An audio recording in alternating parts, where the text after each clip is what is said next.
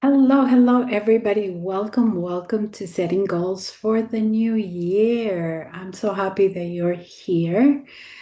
Every year, we set resolutions at the beginning of the year, and by this week of January, we have many people who have already given up on their goals.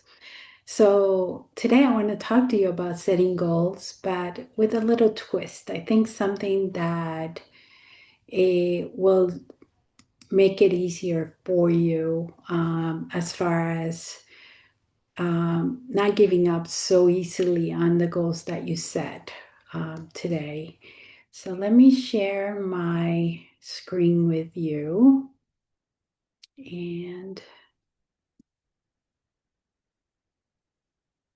there we go. Lovely. All right. So today we're going to be talking about setting goals for the new year, a gently, intentionally, and sustainable way to setting goals. So welcome everybody. Tonight is not about extremes resolutions. We're doing a more of a gentle reset, not a total overhaul. And why? Because total overhauls don't work. That's why we can't stick to our goals. Goals should be something that supports our lifestyle, supports our way of life, that can help you with your health and your energy. So today we're going to talk about your health goals in particularly. Any of these steps can be applied to any goals, but we are focusing on our health. Goals should be supportive of your real life. You know, we don't have tons of time, we don't have tons of resources. So we need to think about what's realistic for us and also be resourceful because we don't always have everything that we need. So we need to align our goals and pick one that's going to be our main focus. If goal setting has ever felt overwhelming or frustrating, you are not alone. That happens for many of us. So, hi, everybody. My name is Alexandra Santamaria. I'm a clinical pharmacist. I'm a certified diabetes care and education specialist, and I am also a functional medicine pharmacist. I work with people who are managing their diabetes, who are trying to put their diabetes into remission. My focus is mainly women, but I also work with men as well. But the main focus for RX Health and Wellness is women. We want to do it, we want to manage our diabetes and our chronic diseases in a way that is sustainable and not causing us more stress. What I care most about is helping people build habits that are realistic, they're going to fit in their lifestyle, are not causing high stress, and that will be what will support them for the long-term health. And tonight's conversation is all about goals that really come from that place. So, again, a gentle reset. All right. So, to set our goals, we have different steps. So, let's start with number one. Before we begin, we really should be reviewing and reflecting on our past year. If you're somebody who has already set goals, if you set goals at the beginning of this year, then going back and really reviewing how things went without judgment is really important. We're looking for information. You know, what habits really stuck with you? What gave you momentum? What helped you be more consistent? What progress did you make? Any progress, no matter how small, is progress. If something worked for you once, it will work for you again. So progress doesn't have to be a dramatic thing to count. Even small progress is important. So some of the examples that we're looking for is what helped you eat healthier? How did you handle stress? Did you handle it well? Did something work really good for you? Can we keep doing that? What is your realistic schedule when it comes to making sure that you're fitting in these small habits throughout the week? What drain your energy? So, learning what worked and what didn't work is progress. Even outcomes that do not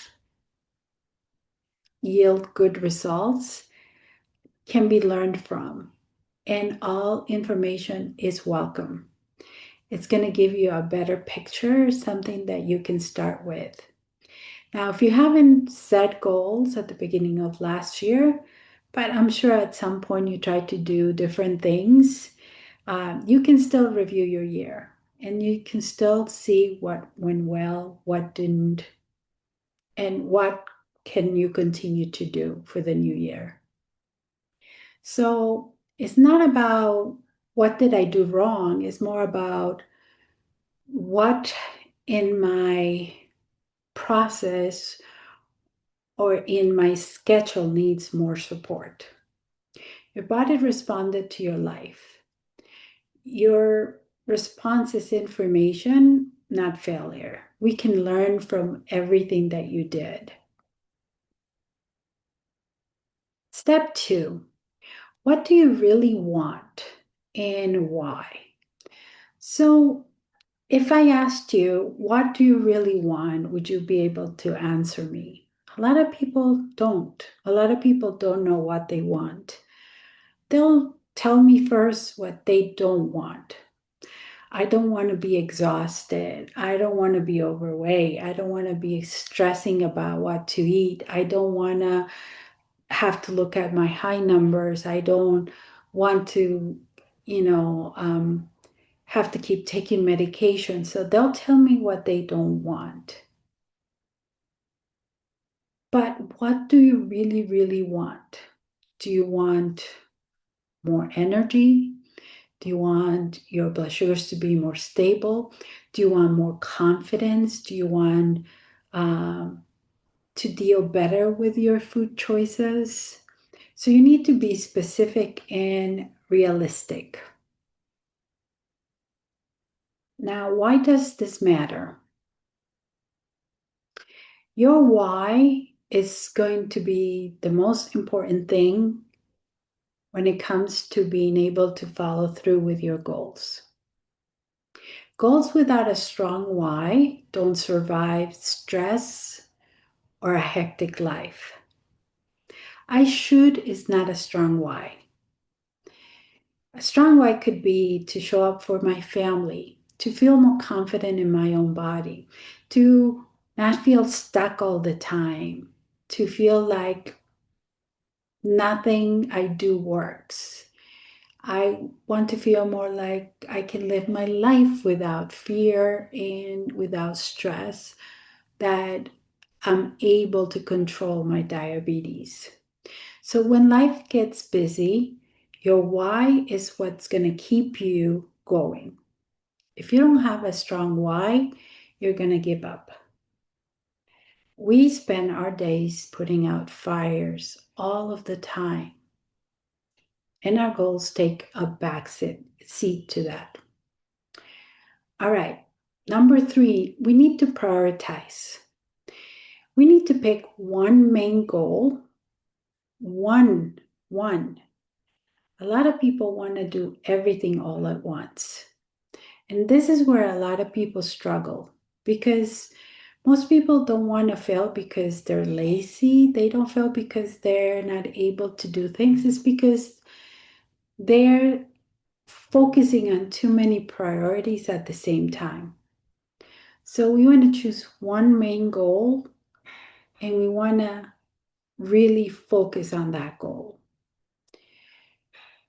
Sometimes I'll tell people you can choose one or two minor goals, but really you should only focus on one main goal. That would probably be better. Could be, I want to stabilize my sugars. It could be, I want to create routines that are going to support my style of life and help me with my blood sugars. It could be improve my energy and reduce burnout. When everything is a priority, nothing is. So we want to just focus on one main goal. And step number 4, we want a big goal, so big horizon, but we want to take small steps. So we want less pressure, but good direction for our journey. So when you think about a goal, you think about, in what time of a period can I accomplish my goal? Is it 1 year? Is it 3 years? Is it 5 years? Is it 10 years?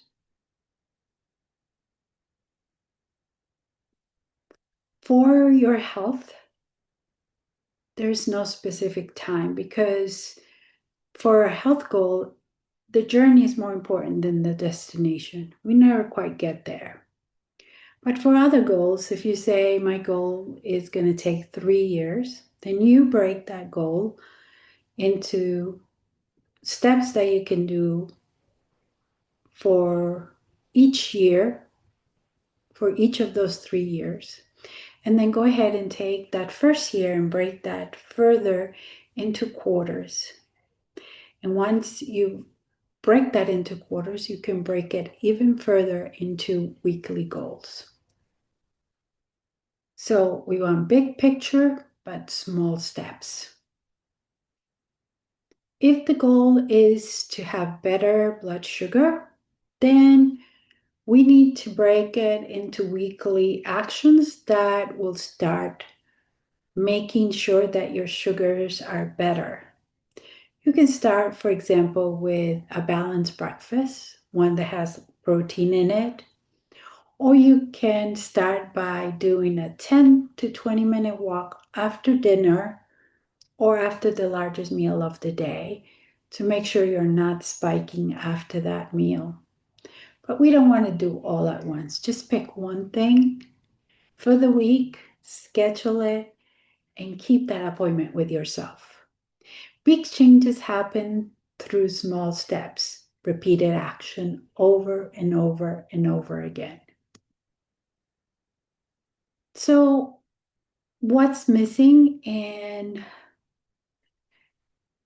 what do we need to do to get it? So, what's missing? Sometimes we need resources such as time, tools, planning. Sometimes we need skills like meal planning or stress management. Sometimes we need knowledge, but actual specific knowledge that's going to work for us. And sometimes it's action, it's follow through. So before we assume we were bad at goals, we need to look at what's missing. For most of us, time is going to be a problem, but we need to take an audit of our time and find time. I'm sure you can. Could be those 30 minutes you were scrolling. Could be that time where you just sat all weekend and watched TV, you binge. You need to start saying no to certain things so you can say yes to the important things. Most goals don't fail because you're lazy or you have a lack of discipline. It's because we don't have a good supporting system. They fail because systems around the goal is not there, so you have no support. So, most people want to change, but they don't build a space so that they can change. If your schedule is already full, the goal has nowhere to live and it's not going to be scheduled. Goals need room, not pressure.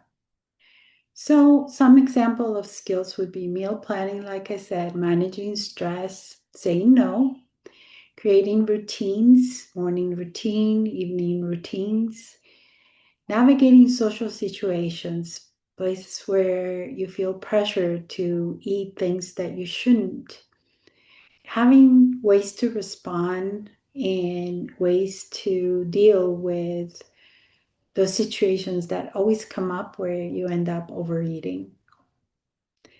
So, wanting better health doesn't automatically mean that you're going to have all the skills that you need.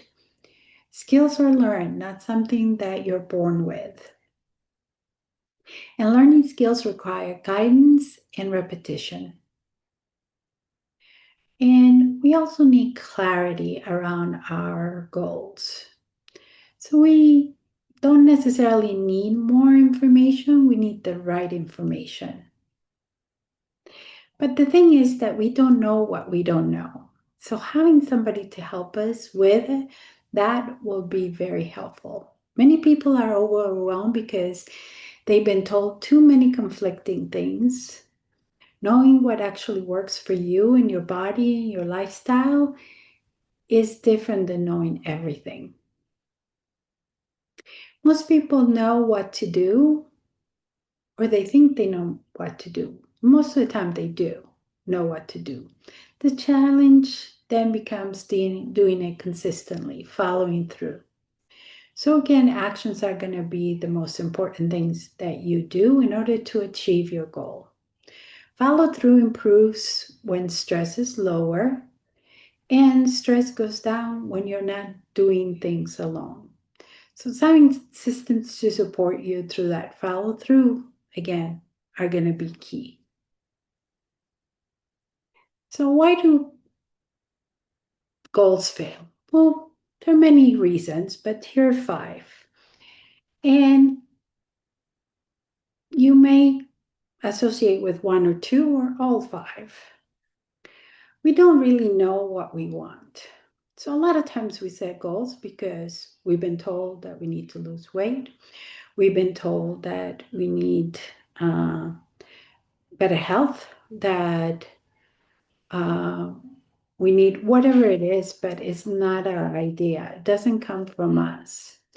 So you set a vague goal, and vague goals don't pan out.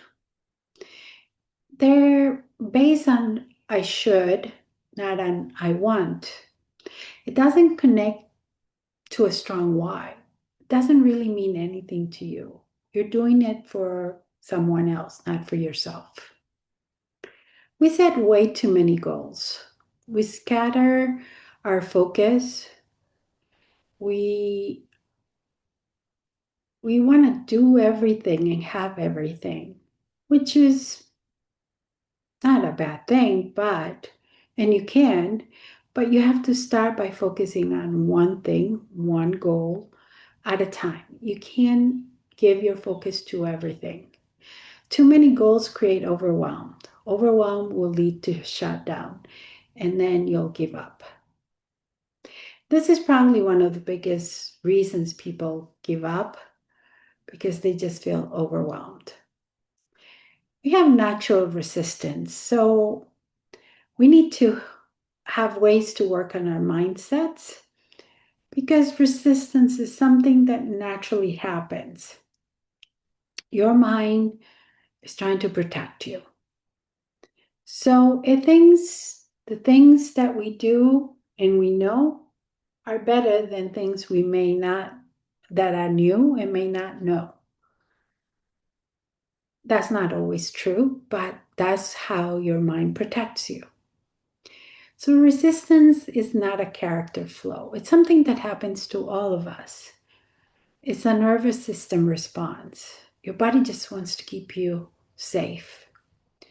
So how does it show up? It shows up as procrastination, as self-sabotage, or I'll start next week. Resistance means the goal feels unsafe or too big, or you don't think you can accomplish it. So you give up. We also don't prioritize our goals.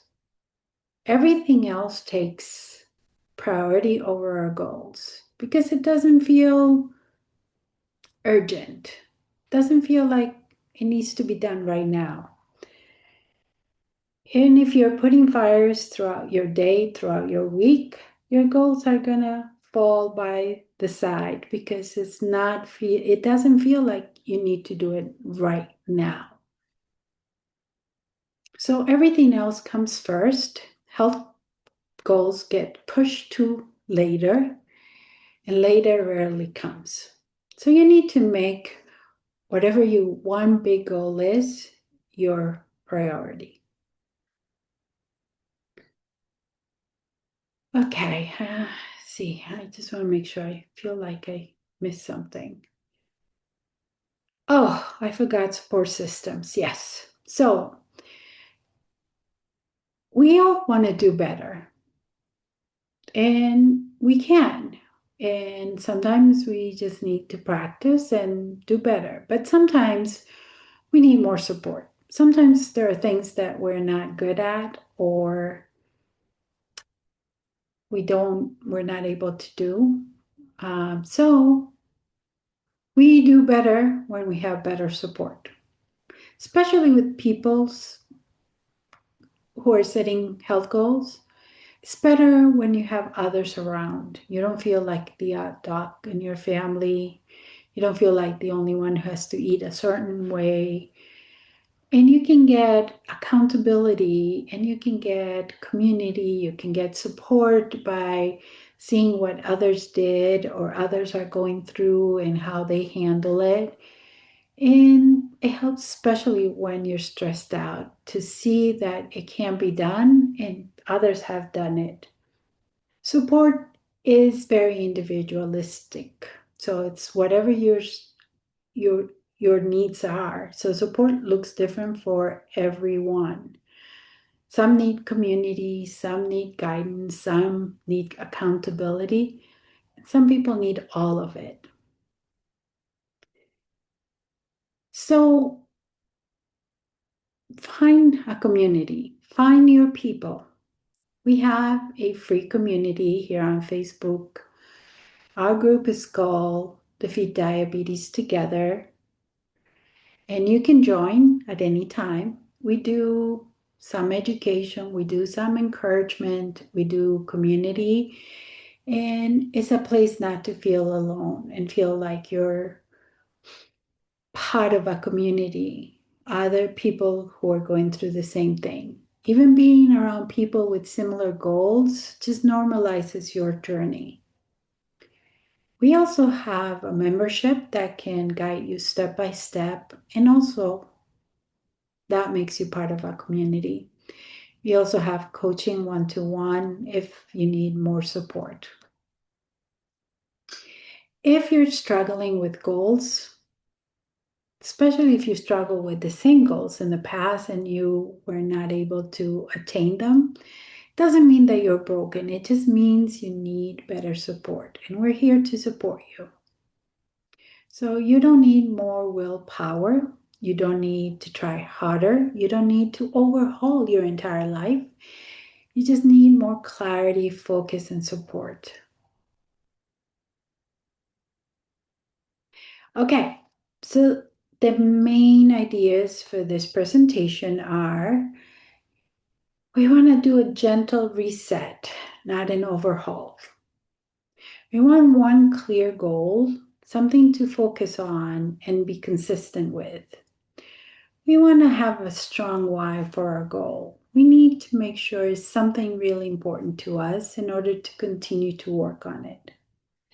We want to break those big, audacious goals into smaller steps that we can take weekly. And support matters. We can't do it all alone.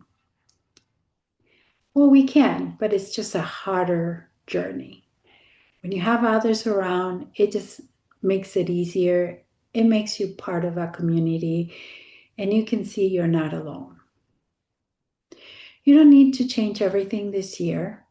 You just need to change one thing and be consistent. So, what is that one goal you're going to focus on for this year? And if you want support as you work through this, that's exactly what we do inside RX Health and Wellness. So, come and visit us. Thank you so much for being here. I wish you all a happy new year and stick to that one goal. Take care. Bye-bye.